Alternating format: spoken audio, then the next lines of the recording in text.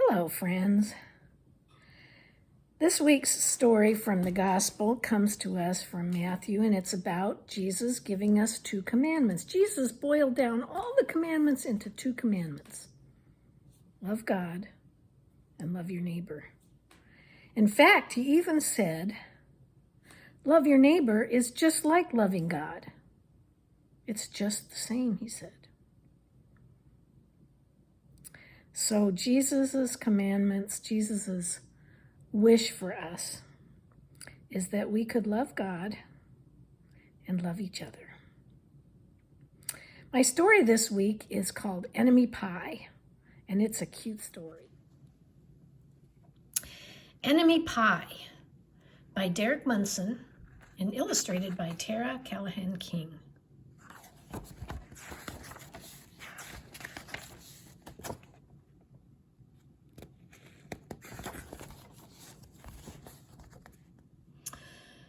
It should have been a perfect summer. My dad helped me build a treehouse in our backyard. My sister was at camp for 3 whole weeks, and I was on the best baseball team in town. It should have been a perfect summer.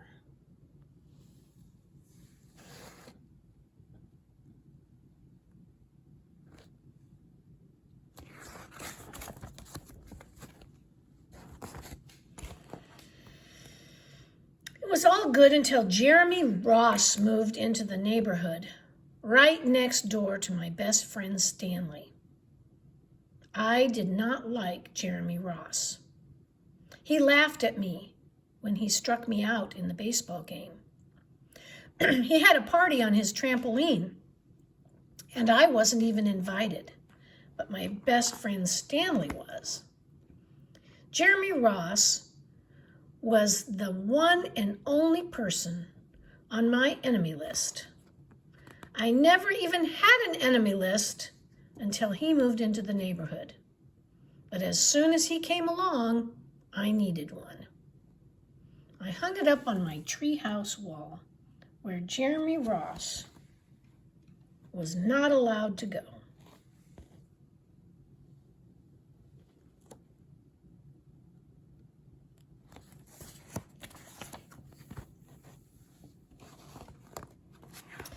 Dad understood stuff like enemies. He told me that when he was my age, he had enemies too.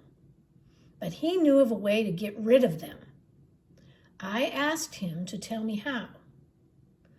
Tell you how? I'll show you, he said. He pulled a really old recipe book off the kitchen shelf. And inside, there was a worn-out scrap of paper with faded writing. Dad held it up and squinted at it. Enemy pie, he said, satisfied.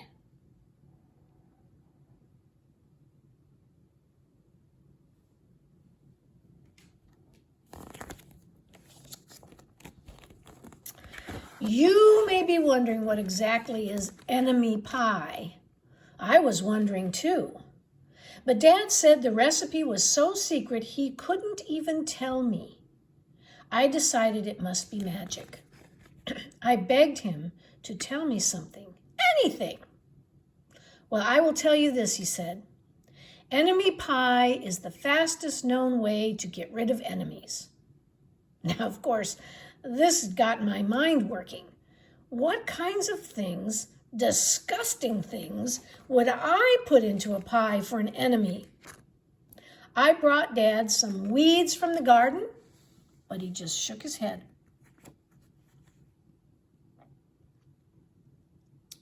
I brought him some earthworms and some rocks, but he didn't think he needed those.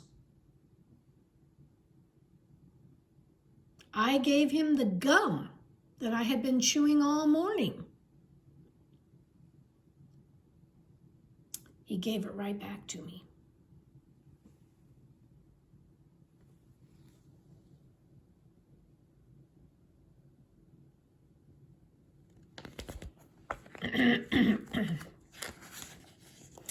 I went out to play alone.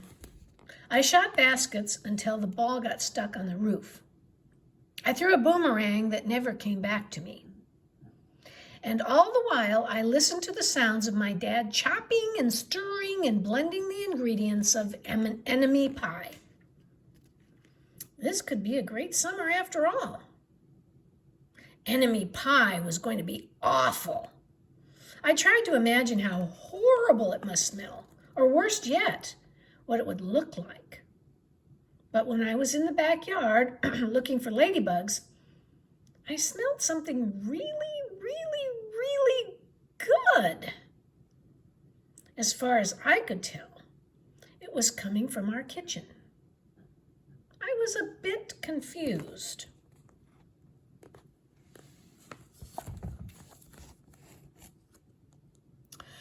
I went in to ask Dad what was wrong. Enemy pie shouldn't smell this good, but Dad was smart. If enemy pie smells bad, your enemy would never eat it, he said. I could tell that he had made enemy pie before. The buzzer rang and Dad pulled out the oven mitts and pulled the pie out of the oven. It looked like plain old pie. It looked good enough to eat. I was catching on. But still, I wasn't really sure how this enemy pie worked. What exactly did it do to enemies? Maybe it made their hair fall out, or their breath stinky. Maybe it made bullies cry. I asked Dad, but he was no help. He wouldn't tell me a thing. But while the pie cooked, he filled me in on my job.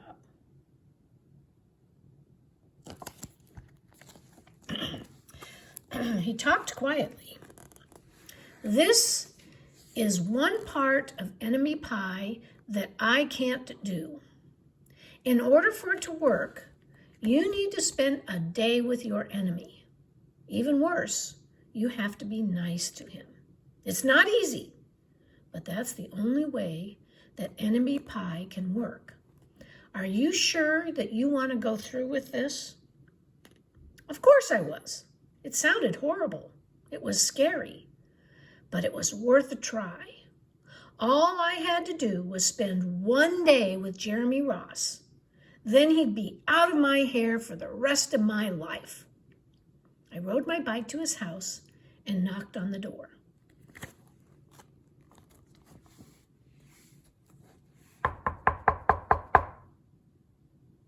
When Jeremy opened the door, he seemed surprised. He stood on the other side of the screen and looked at me, waiting for me to say something. I was nervous. "Can I play with you?" I asked. He looked confused. "Well, I'll go ask my mom," he said. He came back with his shoes in his hand. His mom walked around the corner to say hello. "You boys stay out of trouble," she said, smiling.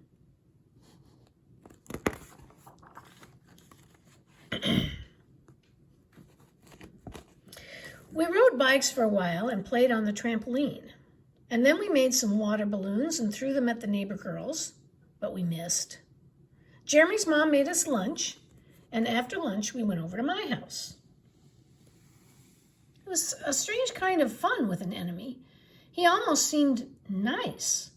But of course I couldn't tell Dad that since he had worked so hard to make this enemy pie. Jeremy liked my basketball hoop. He said he wished he had a basketball hoop, but he didn't have room for one. I let him win a game just to be nice.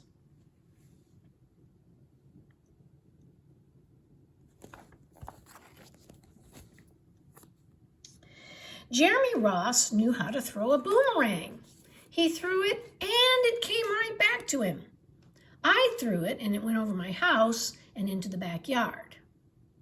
When we climbed over the fence to find it, the first thing that Jeremy noticed was my tree house.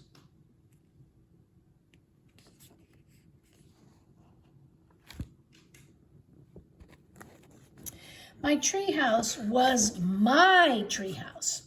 I was the boss. If my sister wanted in, I didn't have to let her in. If my dad wanted in, I didn't have to let him in. And if Jeremy wanted in,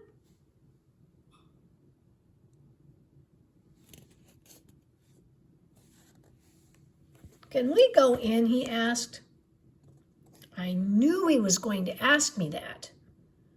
But he was the top person, the only person on my enemy list. And enemies aren't allowed in my treehouse. But he did teach me how to throw a boomerang. And he did have me over for lunch. And he did let me play on his trampoline. He wasn't being a very good enemy. "Okay," I said. "But hold on."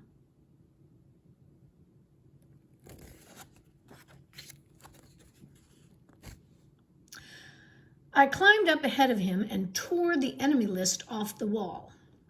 I had a checkered board and some cards in the treehouse, and we played games until my dad called us down for dinner. We pretended we didn't hear him. And when he came out to get us, we tried to hide from him. But somehow he found us.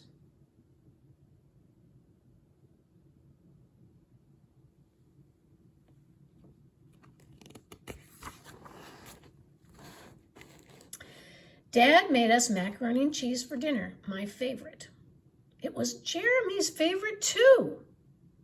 Maybe Jeremy Ross wasn't so bad after all. I was beginning to think that maybe we should just forget about the enemy pie.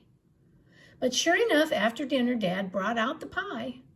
I watched as he cut a pie into 8 thick slices. "Dad," I said, "it's sure nice having a new friend in the neighborhood." I was trying to get his attention, trying to tell him that Jeremy Ross was no longer an enemy. But Dad only smiled. I think he thought I was just kidding.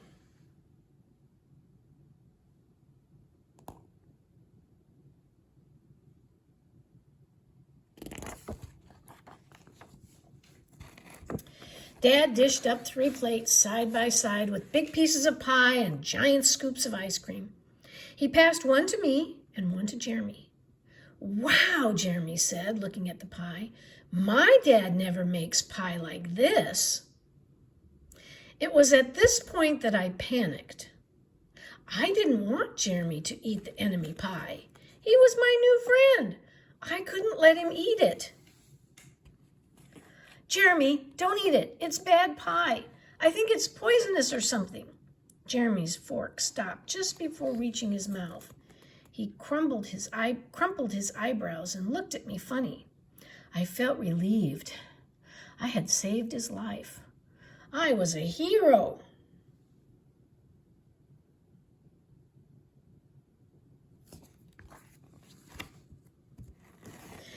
"If it's so bad," Jeremy asked, "then why's your dad already eaten half of it?"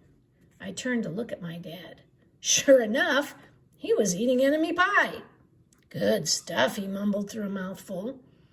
And that was all he said. I sat there watching them eat enemy pie. For a second, Dad was laughing. Jeremy was happy eating. And neither of them was losing any hair. It seemed safe enough, so I took a tiny taste.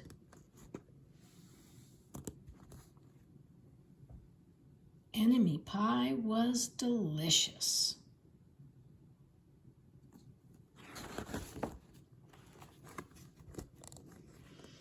After dessert, Jeremy rode his bike home, but not before inviting me over to play on his trampoline in the morning. He said he'd teach me how to flip. As for enemy pie, I still don't know how to make it. I still wonder if enemies really do hate it, or if their hair falls out, or their breath turns stinky.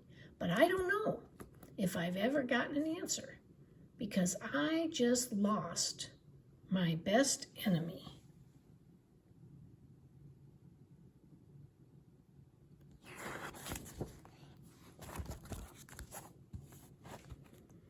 Enemy Pie by Derek Munson and Tara Callahan King.